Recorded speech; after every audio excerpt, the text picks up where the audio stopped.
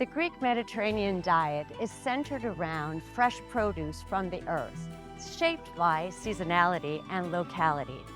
Some of the staples include fresh fruits and nuts, hearty legumes, wholesome grains, and nutrient-dense vegetables. Let's take a look at the most unique and nourishing agricultural products, deeply rooted in the country's culinary heritage. Learn how these ingredients and traditional or more creative recipes can help you enhance your well-being. Discover the true taste of Greece.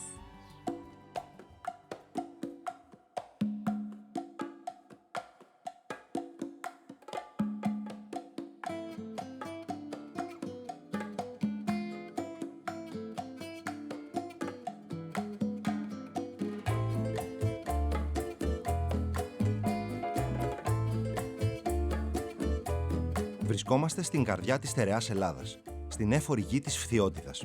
Παραθαλάσσιο θέρετρο της περιοχής, γνωστό για τις παραλίες του, αλλά και για τα ιαματικά νερά του. Είναι τα Καμένα Βούρλα.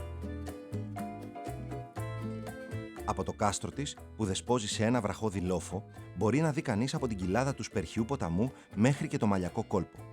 Στον έφορο κάμπο της περιοχής καλλιεργείται ένα ιδιαίτερο προϊόν, το πιστοποιημένο και λιφωτό φιστίκι Φθιώτιδας. Ένας πολύτιμος καρπός με μεγάλη θρεπτική αξία, που δικαίως κατατάσσεται στην κατηγορία των υπερτροφών.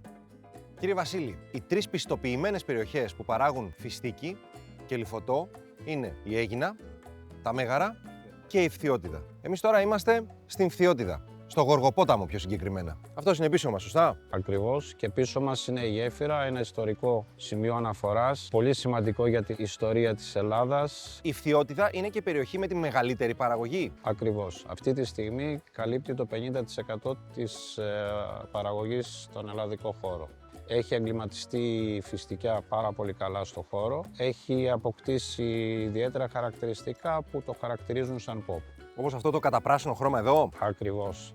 Πού οφείλεται αυτό? Είναι το κλίμα? Είναι συνδυασμός κλίματος, καλλιεργητικής φροντίδας.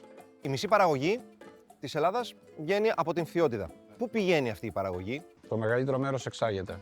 Από πότε ασχολείται η περιοχή με το φιστίκι, το κελιφωτό? Πάνω από 80 χρόνια. Κύριε Βασίλη, ποια είναι η γεωγραφική ζώνη παραγωγής κελιφωτού φιστικιού Φθιώτιδας? Αυτή τη στιγμή ο κύριος όγκος του φιστικιού καλλιεργείται στην ευρύτερη περιοχή του Μόλου και της Μικρακόμης. Από το επίπεδο της θάλασσας μέχρι και το επίπεδο γύρω των 500 μέτρων, ας πούμε, και λίγο περισσότερο. Πώς καταλαβαίνουμε ένα κελιφωτό φιστίκι Φθιώτιδας από του εξωτερικού?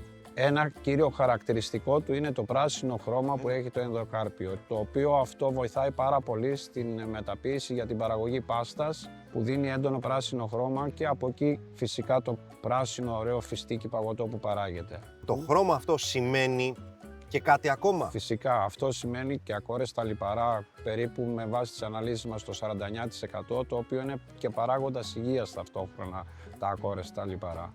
Παραδοσιακές συνταγές με κελιφωτό φιστίκι Φθιώτιδας? Μόνο στα γλυκά. Έχουμε γλυκά. Ως σνακ, πρωινό. Η γονιμοποίηση συμβαίνει αρχές άνοιξης. Η συγκομιδή? Η συγκομιδή γίνεται στις αρχές Αυγούστου, στα μέσα Αυγούστου με τέλος Αυγούστου και αρχές Σεπτεμβρίου. Πώς γίνεται η συγκομιδή? Χειρονακτικά ή με μηχανικό τρόπο. Τα τελευταία χρόνια έχει επικρατήσει ο μηχανικός τρόπος με δόνηση του δέντρου. Μετά την συγκομιδή γίνεται αποφλίωση του προϊόντος και αμέσως ακολουθεί η ξύρανση του προϊόντος σε ξηραντήρια για να υπάρχει ελεγχόμενη θερμοκρασία. Ποια είναι αυτή? Αυτή είναι στους 55 βαθμούς. Να δοκιμάσουμε και το γλυκάκι? Βεβαίως.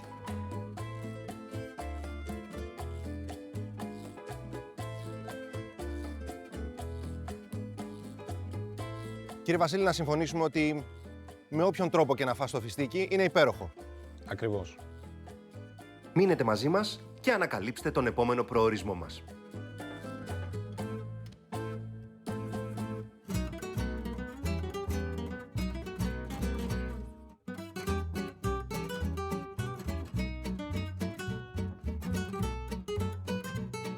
Βρισκόμαστε στη Βραβρώνα, μια πανέμορφη περιοχή της νοτιοανατολικής Αττικής, που αποτελεί αγαπημένο κοντινό προορισμό για τους Αθηναίους. Οι παραλίες της, με πεντακάθαρα νερά, όπως η Χαμολιά, πλημμυρίζουν με κόσμο τους καλοκαιρινούς μήνες. Σε αυτό το ιστορικό τοπίο συναντάμε την καλλιέργεια του σίκου, ενός από τα αρχαιότερα καλλιεργούμενα φρούτα στην Ελλάδα.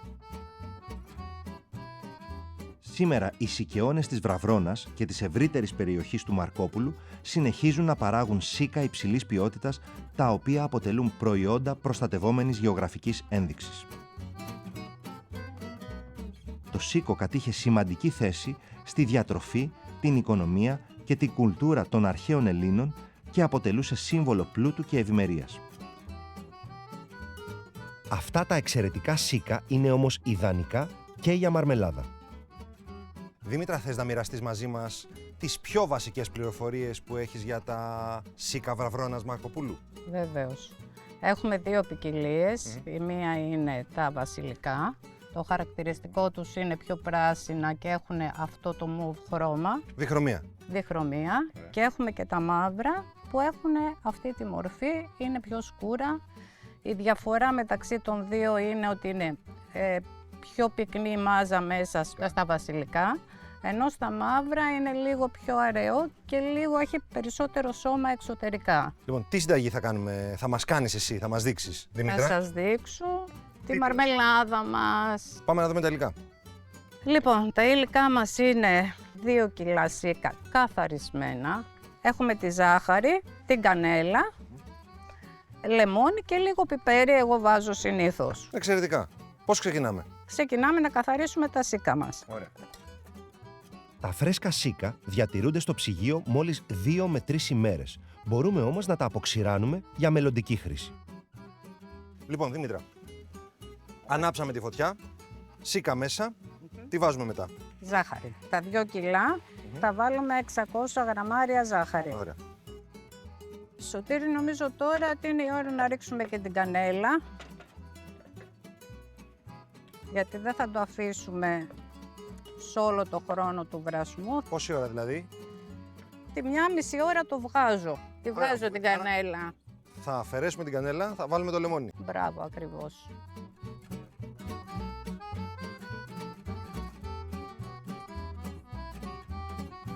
Λοιπόν, εδώ είναι το λεμόνι, περιμένει να μπει μισή ώρα πριν το τέλος της συνταγής. Ναι. Είμαστε έτοιμοι να βγάλουμε την κανέλα? Τέλεια. Ωραία. Και τώρα θα προσθέσουμε το λεμόνι μας. Τι μένει? Μένει να ρίξουμε και το πιπέρι μας.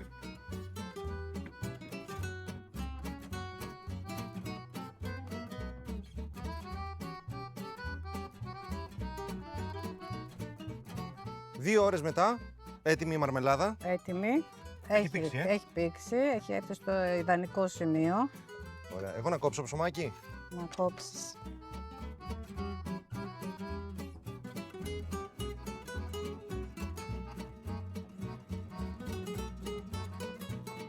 Ωραίο ψωμί, πολύ ωραίο ψωμί. Πεντανόστιμη η μαρμελάδα που μας έδειξες. Δήμητρα, ευχαριστούμε πάρα πολύ. Και εγώ ευχαριστώ.